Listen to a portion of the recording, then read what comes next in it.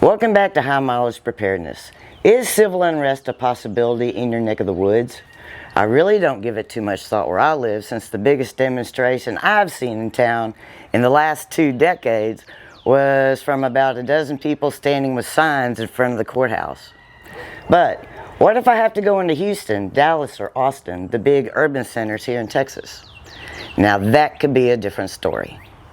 If you live in a bigger urban area, or will find yourself venturing into one, let's talk about a few items you might want to have at your disposal. You can even make yourself an urban civil unrest get-home bag to take home with you when you know you're going to be away from home. Before we start, please remember these are supplemental items to your everyday carry. In your EDC, you should have a pocket flashlight, a knife, a multi-tool, and your personal defense item, whether that's mace, a second knife, a pew-pew, etc. Have you seen any of the videos of people caught in the mayhem when there's a riot or civil unrest? How about the traffic and what happens when caught in it? If you're going to venture deep into an unknown city, learn the area beforehand, or at least have a map of the area. A hard copy is best. Without further ado, here's a few items that I have stashed for those big city trips.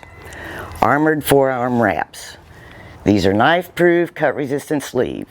A5 is okay, but if you can find them, get A9 as that's the highest rating. Why? I've seen too many images of jerks reaching in and grabbing people inside their vehicles.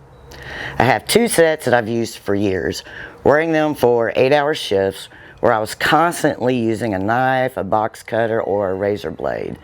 And they're great around the property where I'm exposed to sharp, pointy fencing, panels, and tools.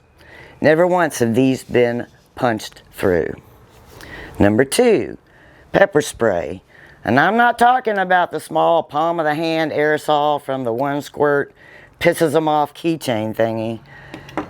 Here I have a 24-ounce guard dog security pepper spray, advertised to work for 150 squirts or very short bursts. But I wouldn't bet my life on that, maybe a dozen good blasts. So it has a pistol grip, nice and familiar, and a 45-foot range.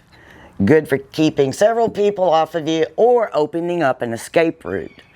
This goes for about $100, and I'll link it in the description.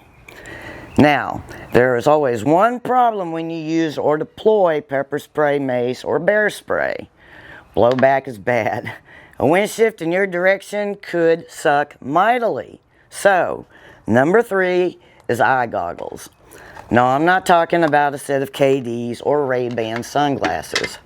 I'm referring to something that will seal around your eye. When using defensive sprays, wind can be a challenge.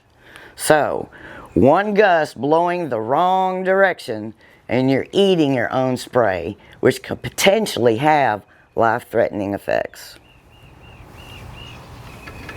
A fire retardant, cut-resistant balaclava or ski mask. I've seen protesters wearing them, so when in Rome, maybe if you can catch a moment of WTF and get some yonder, this is about $50 on Amazon. Cheap, clear raincoat or poncho, something to keep the poo off you, whether that be chemicals, pepper spray paint, or another person's body fluids. Ew. An N95 mask, or bandana, or shemal. Tear gas and smoke make breathing difficult. An N95 or a bandana can help with that.